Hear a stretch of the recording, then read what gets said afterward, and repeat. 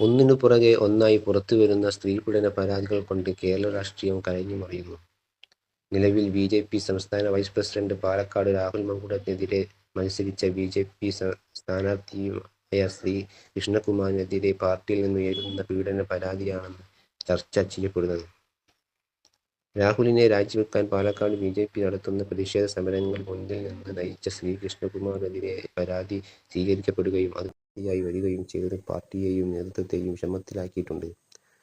പുറത്തുവന്ന പരാതി കോടതി തള്ളിക്കളഞ്ഞതാണെന്ന വാദമാണ് കൃഷ്ണകുമാർ ഉയർത്തുന്നത്. എന്നാൽ പരാതിയിൽ ഇര ഉറച്ചു നിന്നാൽ കൃഷ്ണകുമാറിനെയും ബി.ജെ.പിക്കും കുരുക്ക് മുറുകിയേക്കും.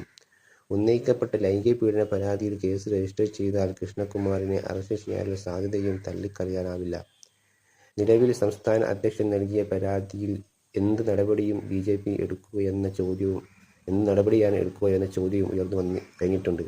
രാഹുൽ മങ്കൂട്ടത്തിനെതിരെ പീഡനാരോപണങ്ങൾ ഉന്നയിക്കപ്പെടുമ്പോൾ നിലപാട് കടുപ്പിച്ച രാജീവ് ചന്ദ്രശേഖർ സ്വന്തം പാർട്ടിയിൽ നിന്നുയർന്ന പരാതി എങ്ങനെ കൈകാര്യം ചെയ്യുന്നുവെന്നും മറ്റും നോക്കപ്പെടുന്നു.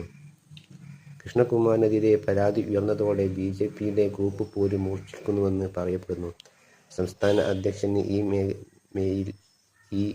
മെയിലിൽ നിന്ന് നൽകിയ പരാതി ബി.ജെ.പിയിൽ ഒരു വിഭാഗം തന്നെ ചോർത്തിയെന്നും അത് പുറത്തു പോയത് എങ്ങനെയാണെന്ന് അന്വേഷിക്കണമെന്നും ബി.ജെ.പി ആവശ്യമുയർത്തിയിട്ടുണ്ട്.